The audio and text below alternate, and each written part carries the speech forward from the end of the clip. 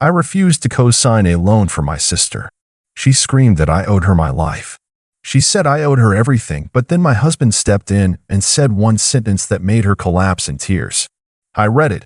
I'm Alina, 40F, and this happened a few months ago, but it's still sitting heavy with me. I wasn't even going to post this at first, but I've replayed the moment over and over in my head, and I need to get it out.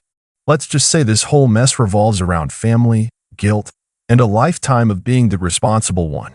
I grew up in a very complicated household. I was the older sister, the fixer, the babysitter, the one who always should have known better. My younger sister, Celeste, 37F, was the golden girl in my parents' eyes, or maybe more like the fragile vase they thought would shatter if anyone even looked at her wrong.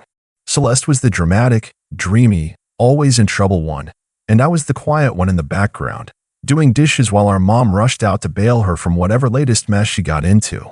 I'm not exaggerating when I say that growing up, it felt like Celeste could have set the house on fire and my mom would have asked me why I gave her matches. Despite all of that, I tried. I've always tried.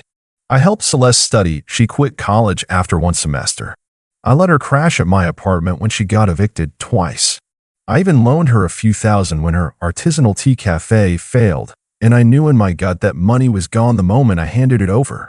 Now, I'm married to a wonderful man, Ronan, 43M, who's just as steady and grounded as I try to be. We both work full-time, no kids, but we live modestly and keep a tight budget. We're not rich. We've just been careful and consistent.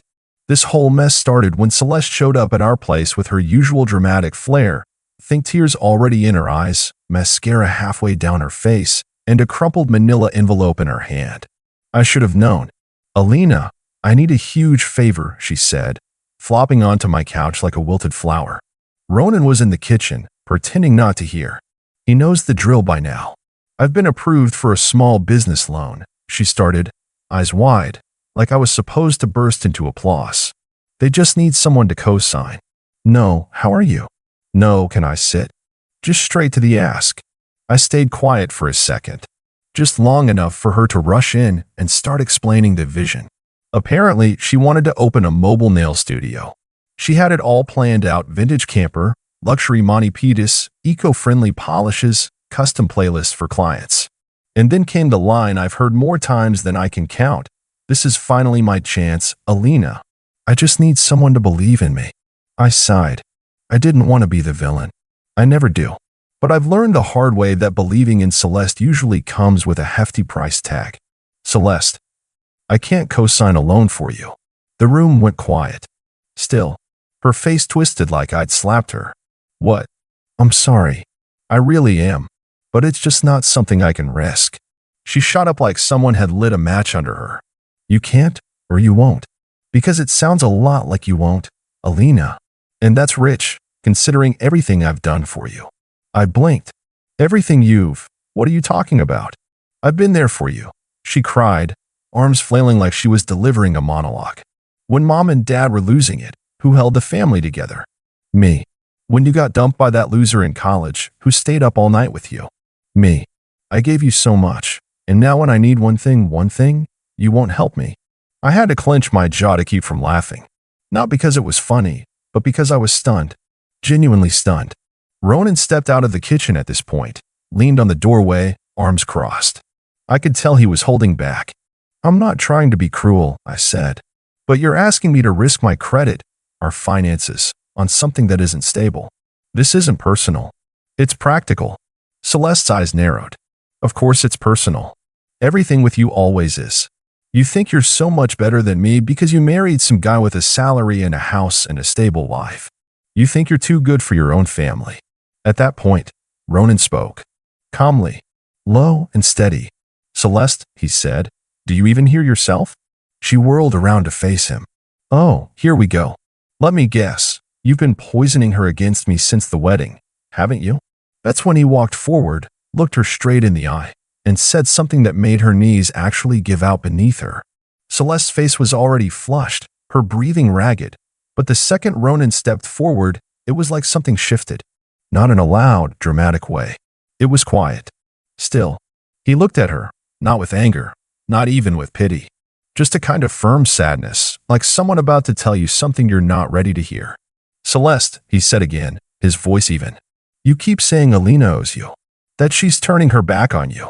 But here's the truth. You don't even know what she's already given up for you. She blinked. What does that even mean? Her voice cracked in that way it does when she's gearing up for more theatrics. But Ronan didn't let her derail it. You think this is about a loan, he continued, but it's not. You've built your whole life assuming that Alina would pick up the pieces after you. That if you fell, she'd just clean it up, no questions asked. And she has. Over and over. But you never once asked what that cost her. Celeste stared at him, and for once, didn't have a response. He didn't raise his voice. He didn't accuse her. That somehow made it worse, made it land harder. And that's when her body just folded. Not like she fainted or anything dramatic, but she sort of stumbled back onto the couch, like her legs couldn't hold up the weight of everything she'd just heard. The silence that followed was heavy. You could hear the soft hum of the refrigerator, the ticking of the old wall clock above the doorway. I just stood there, unsure of what to say.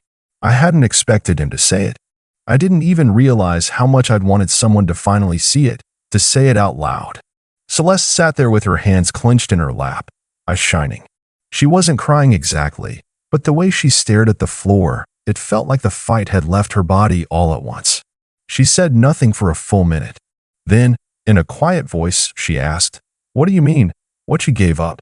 Ronan glanced at me like he was checking in, like he'd said his piece and didn't want to speak for me.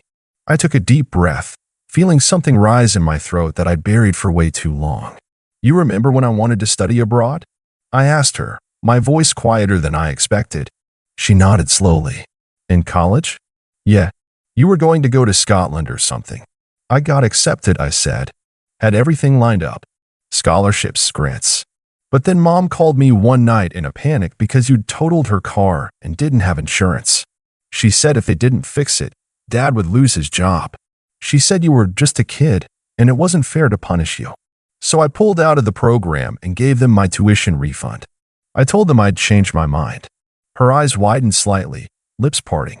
"You never told me that." "I wasn't supposed to," I said.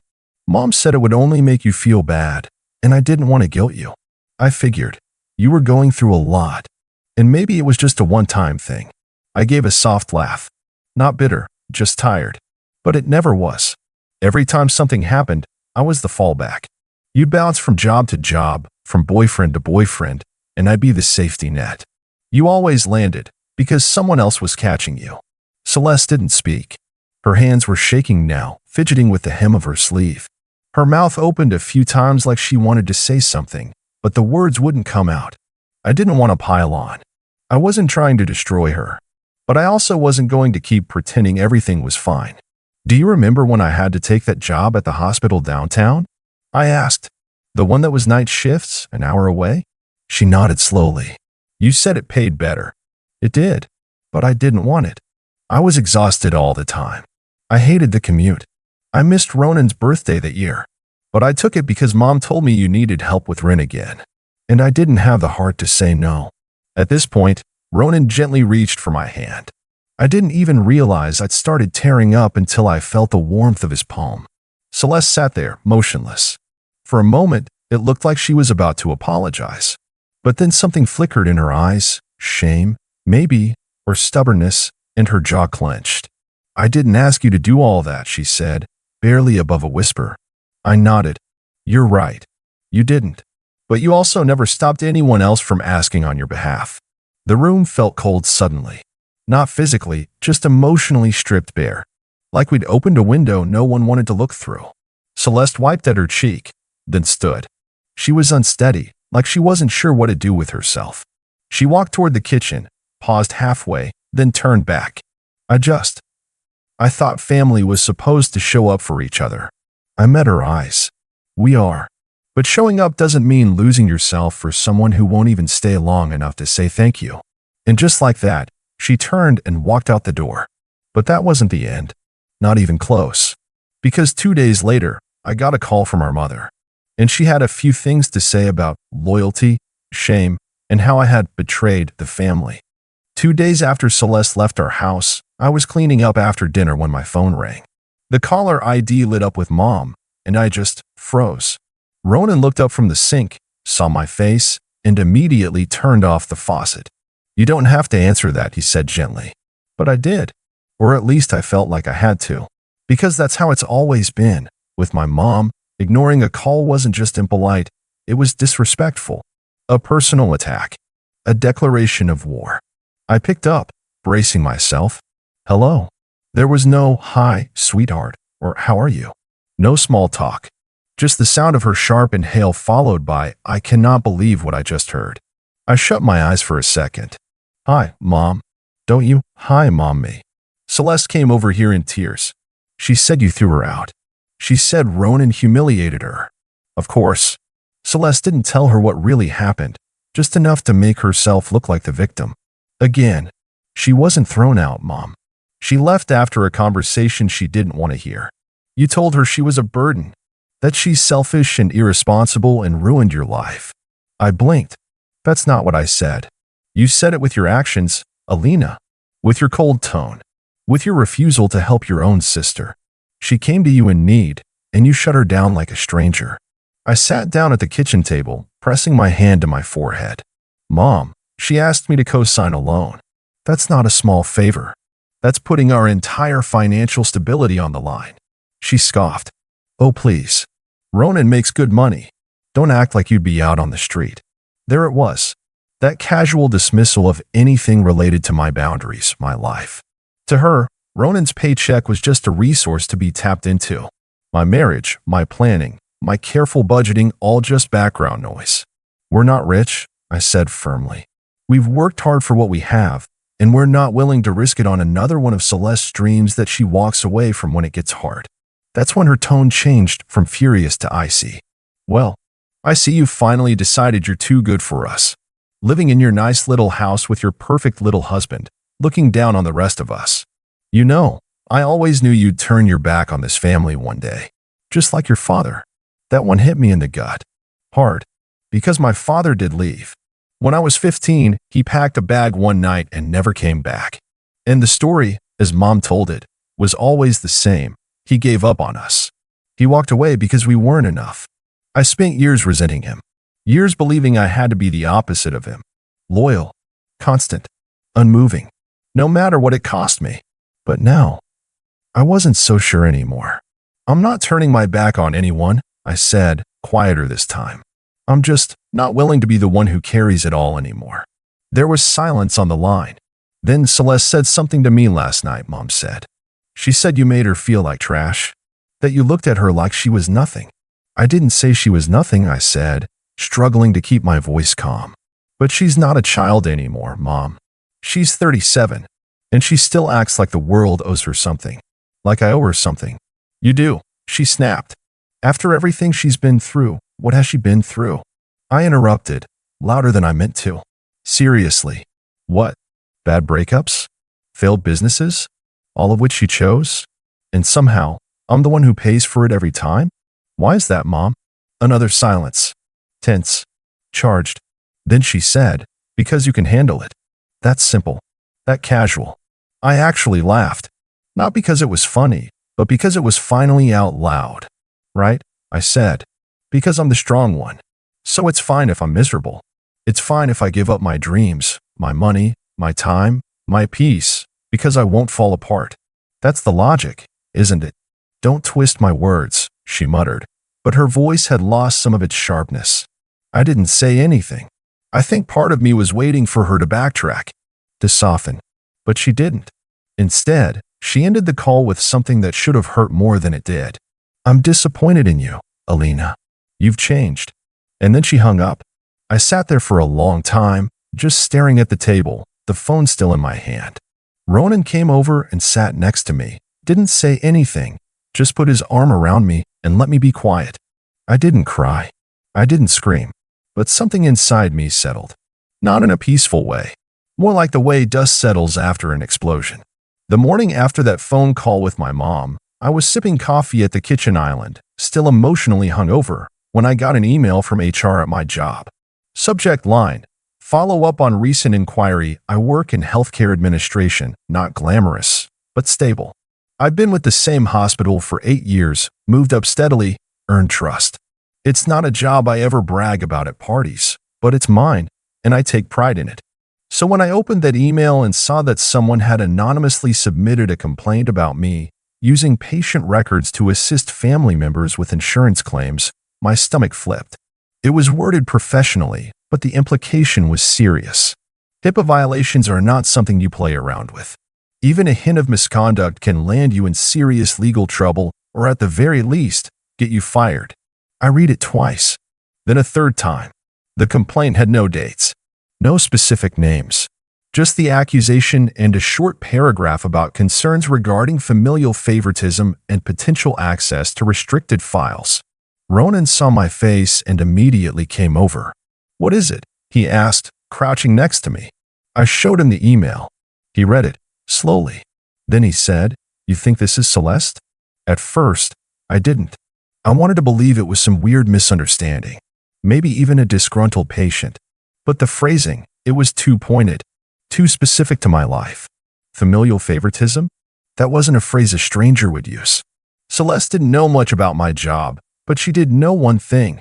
I handled insurance paperwork for patients and had access to the hospital's billing software.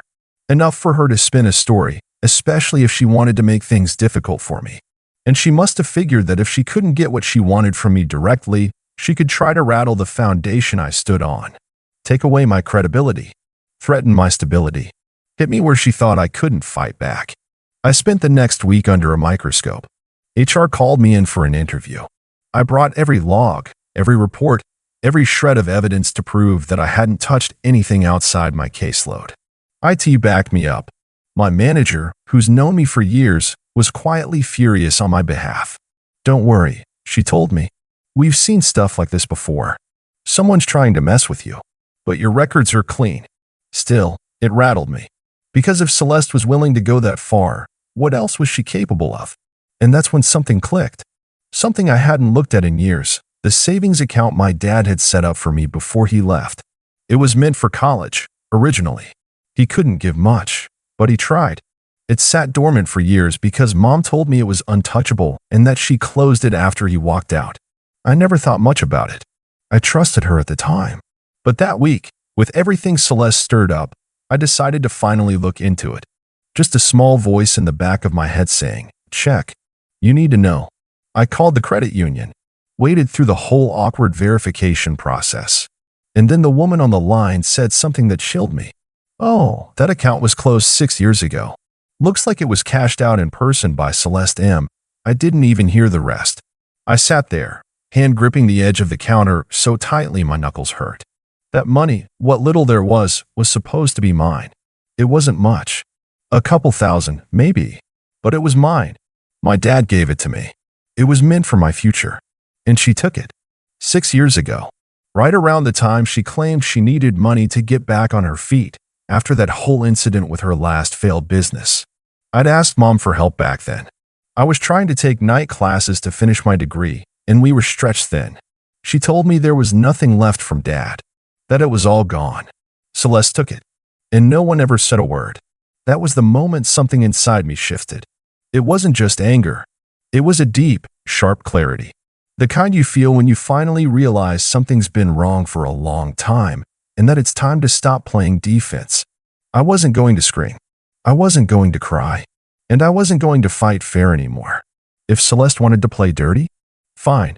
But she forgot one thing. I know her secrets too. And she had left more than a few things wide open, thinking I'd never use them. So I started planning. Not for revenge in the explosive movie-style sense. No, I went quieter. Smarter. I began gathering everything. Emails. Messages.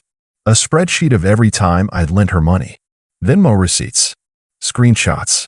The fake GoFundMe she launched under a different name when she claimed she needed emergency dental surgery that never happened. I still had the post she deleted after people started asking for proof. But that wasn't the only thing I found. Because Celeste had recently started working as a freelance business consultant, which, from what I could tell, meant she was getting people to send her money for vague advice and investment opportunities that didn't exist. And one of those people was an old high school friend of mine named Fallon. She reached out after seeing something I posted privately, asking, "Hey, Is your sister legit? She's been pressuring me to put money into some crypto startup she says you vouched for. I never vouched for anything. I asked Fallon to forward me the messages. She did. And that's when I knew I had everything I needed. I wasn't going to destroy Celeste. I was going to let her destroy herself. I was just going to make sure she didn't take anyone else down with her. But first, I had to confront her. In person. And I already had the perfect opportunity. Mom's birthday dinner was held at her house, the same one Celeste and I grew up in. Same crooked chandelier in the dining room. Same water-stained wallpaper she'd always meant to replace but never did. There were 8 of us. Mom, her boyfriend Dan, a quiet man who mostly kept his head down, Celeste, me, Ronan, and a few extended family members. From the moment we arrived, I could feel Celeste's eyes on me. She greeted Ronan with her usual fake sweetness, but didn't say much to me, just a tight-lipped smile and a glance that said, "I'm watching you." Fine. Let her. Dinner was pot roast, soggy green beans, and tension. Lots of it. Mom was in high spirits, probably because Celeste had been in her ear all week, spinning her version of events. I played along, kept my voice even, passed the rolls when asked. But when dessert was served and everyone was leaning back in their chairs, comfortable, I took my moment.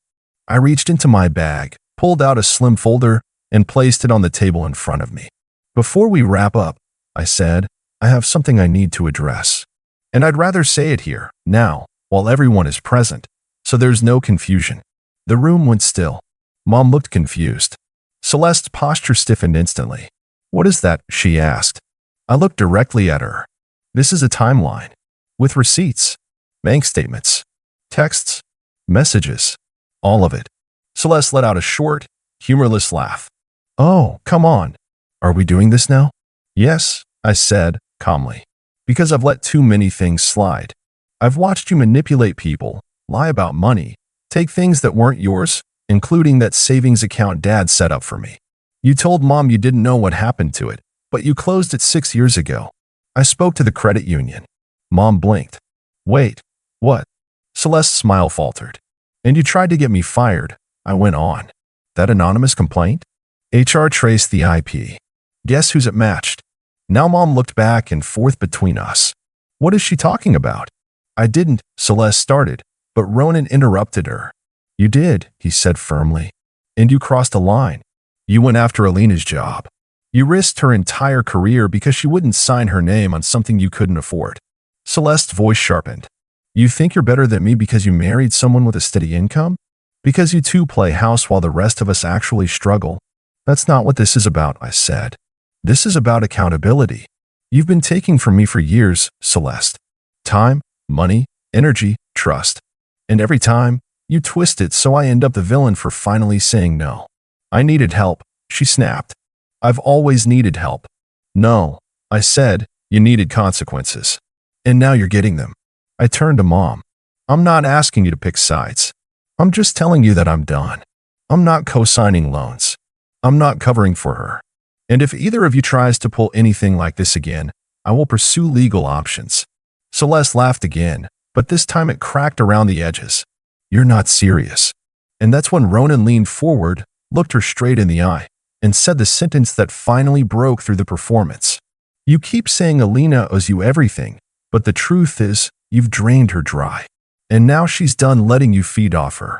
Celeste's mouth opened, then shut again. Her face flushed. She looked like she wanted to scream, cry, run, or maybe all three. But instead, she just sat there, eyes shiny, staring down at her plate like it had betrayed her. And then, she started crying. Real tears. No screaming.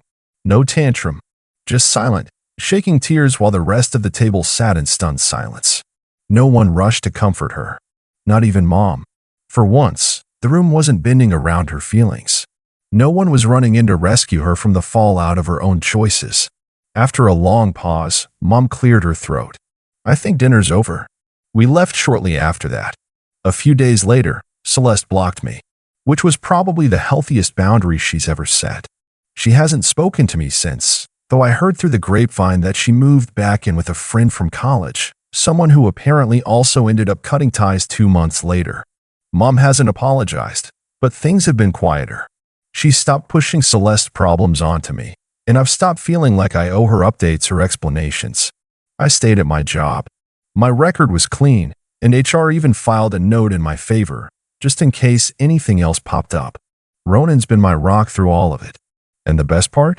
I used every cent I'd planned to use to help Celeste to finish my degree. Ronan and I celebrated with takeout and a bottle of wine, just the two of us. I didn't invite anyone else. Because for once, I didn't feel guilty choosing peace. After everything that went down, I've been wondering, was I the a-hole in this situation? I know I had my reasons, and I can't say I'm sorry for standing up for myself, but looking back, I wonder if I could have handled it differently. I mean, Celeste had her issues, but was there a better way I could have approached it? Should I have tried to smooth things over with her, even after all the manipulative stuff she pulled? I'd love to hear your thoughts. Am I the asshole for cutting ties with her like that? Would you have handled it the same way or differently?